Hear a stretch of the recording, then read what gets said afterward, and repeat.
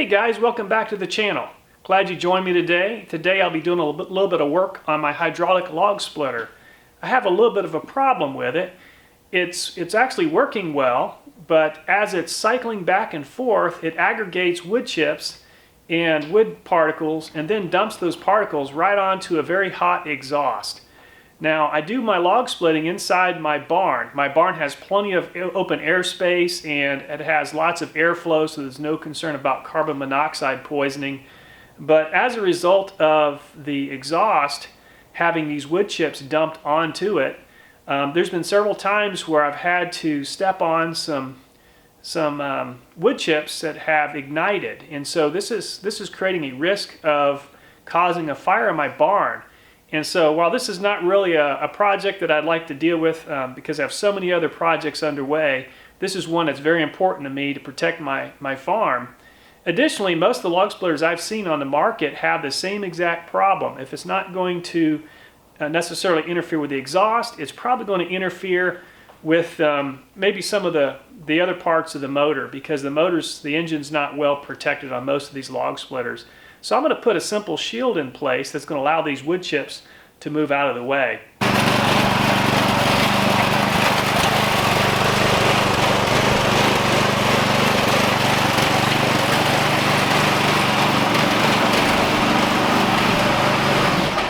So this is my log splitter. It's a 28-ton log splitter. It's been a pretty good machine. I picked this up just about 6 months ago. Picked it up used, and it was in really good shape.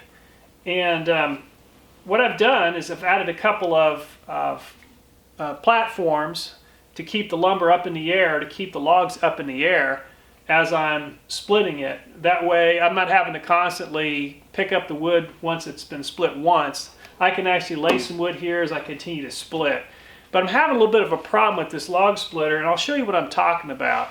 So as I'm splitting lumber and this log splitter is cycling back and forth, what it does, as you can see, is it dumps wood chips right on this hot exhaust. It's not just the exhaust.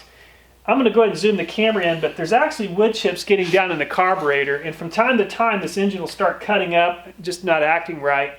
And it's because some of the springs are being impeded, and it's impacting the engine as far as the carburetor and it's running. So this is the exhaust and this is the carburetor. And as you can see down inside here, there's wood chips. And these wood chips, there's also springs running to and from the carburetor to the engine. And these wood chips have gotten in there and it's affecting the way this thing runs. This is aluminum, it's pretty lightweight. And I can use some epoxy, and I can also, I'm going to trim this back a ways, and then I'm going to attach it to my splitter. And so what that's going to do is create a channel. And all it's going to do is just push this on off. Push it on off, the chips on off as it's cycling back and forth. What I don't want to do is I don't want to drill into this. I don't want to do anything to compromise the strength of the wood splitter. So I'm going to go ahead and trim this back, and then I'm going to form sort of a boundary. And then I'm going to go ahead and put some epoxy, and this should repair the problem. I went ahead and took a couple inches off this aluminum flashing, and so what I'm going to try to do is just shape this by hand.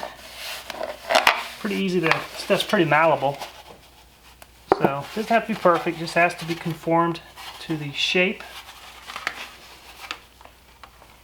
Conform to the shape of the, try to match this curve here. Probably best to do this by hand. If I use anything solid or anything hard, it's going to put a really hard kink in it, or more of a dent, and that's not what I want. All I want this to do, what I like about this material is this is very slick, so it's going to allow the wood to slide right off. So I'm just going to quickly mark the areas that I want to have sanded for the purpose of making sure that I have an area that's going to stick. Okay, as you can see, I've marked my area. So what I do is gently sand this area here on the inside underneath. All this up in here I'm going to sand, and also go ahead and mark the splitter.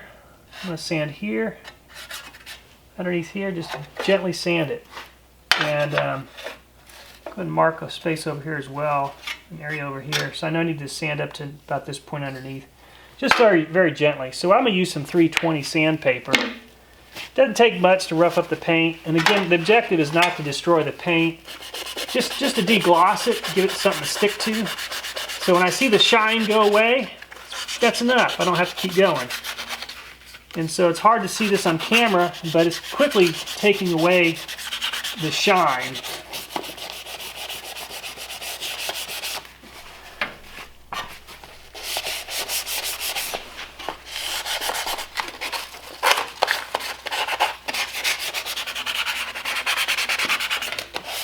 Doesn't take long. All I'm going to do is just sand this white surface, this metal surface, just enough to degloss it.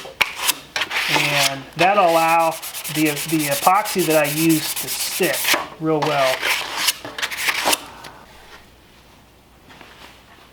So what I want to do is add some liquid nails to both the log splitter, side of the log splitter, as well as this flashing. And what I'm going to do is then attach this together and then clamp it, to actually tape it and clamp it in place. And this should work very well.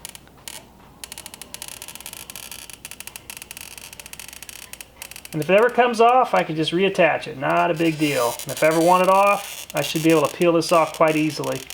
But this will not impede me working on the engine or removing the air filter or anything. All this is going to do is just redirect wood chips. But for some reason, if I need to remove this hydraulic cylinder, it wouldn't even be in the way for that. I don't see any reason I'd ever need to take it off. But it is easily removed. So I got plenty of this epoxy on there now, this liquid nails. Okay.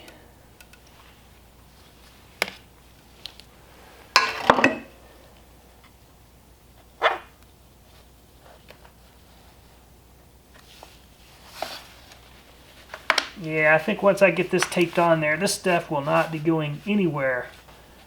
Duct tape has a lot of different purposes.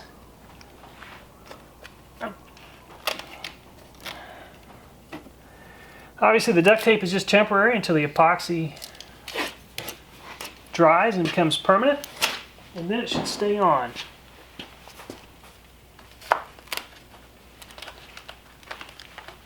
So what I'm going to do is take a flat piece of steel, I'm going to put it underneath and sort of wedge this flashing into place, and this steel is going to apply pressure across the entire bottom of this flashing and sandwich things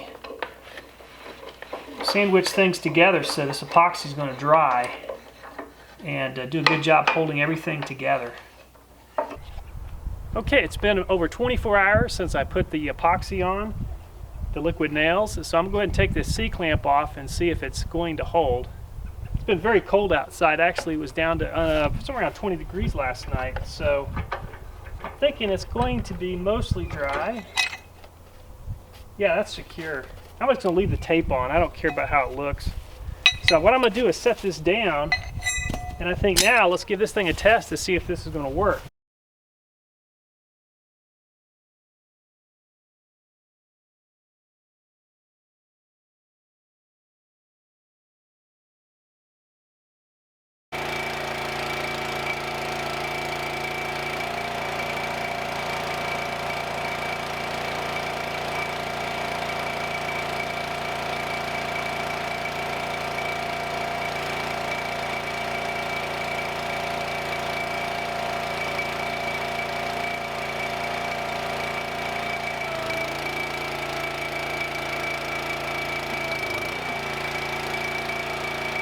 Well, that was a very quick and easy little mod that I did to the wood splitter that I think is going to really help prevent any sort of issue with wood chips igniting from the exhaust or more particles getting in around a carburetor. So anyway, hope you enjoyed the video. Thanks for watching, and hope you'll come back for more videos. Thank you.